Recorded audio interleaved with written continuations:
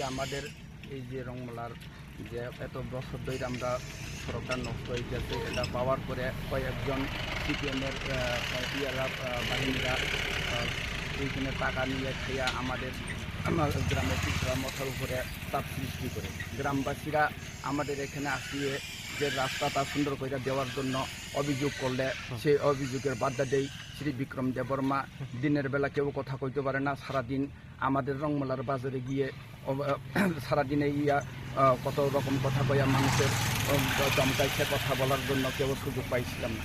যার জন্য আজকে আমাদের এই এলাকারবাসী রাস্তা বালার জন্য চাইছিলাম, কিন্তু সে রাস্তা অভিযোগ করতে কেউ পারছিলাম না। শ্রী বিক্রম দেববর্মা দু একজন আসলো, তাদের সঙ্গে আমাদের একজন মেম্বার আসলো, মেম্বার না আমরা মেম্বারটাকে সঞ্জিত দেববর্মাকে জোরদার করে দায়িত্ব নিয়ে তাদের সঙ্গে কথা বলার জন্য অভিযোগ করে। এখন সঞ্জিত দেববর্মাকে জিজ্ঞাসা করলে সঞ্জিত দেববর্মা কয় আমি কিছু জানি না, আমাকে শুধু লগে থাকতে বলছিলেন, সে লগে গেছিলেন, এতটুকুই আমার রাস্তা। এটা মানে কোন জায়গা থেকে এটা রাস্তা বলতে আমি তো ওই যে এক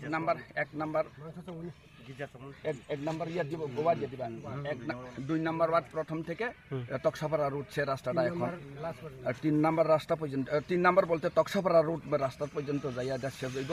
এখন সে অভিযোগের কিন্তু অনেক রকম কথা কইয়া এখন দরবার করতে আছে, সে রাস্তা অভিযোগ আমরা করতে পারিনি, কারণ এখনো একজন আসলো রামনগরের রামনগরের বিরাজ কুমার দেববর্মা এখানে আগে সিপিএমের নেতা ছিল, এখনও সিপিএমের হয়ে এখন আমাদের এখানে বাধা বিঘ্ন কইরা সে অভিযোগটা। কিন্তু আজকে আমি চাই বিক্রম যতটুকু করছে মানুষের দোষ দিছে, সে দোষটা আজকে নিজের আবার অভিযোগ কইরা ফিরা নিতে হবে, নাইলে বিক্রম দেববর্মারে আমরা এখান থেকে কত কিছু কথা বলতে পারবো।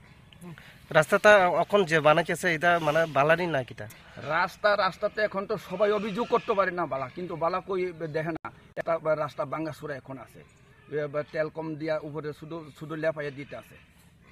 আপনি নামটা? আমার নাম বসন্ত দেববর্মা, এই বিদেশের চেয়ারম্যান ত্রিপুরার মতো।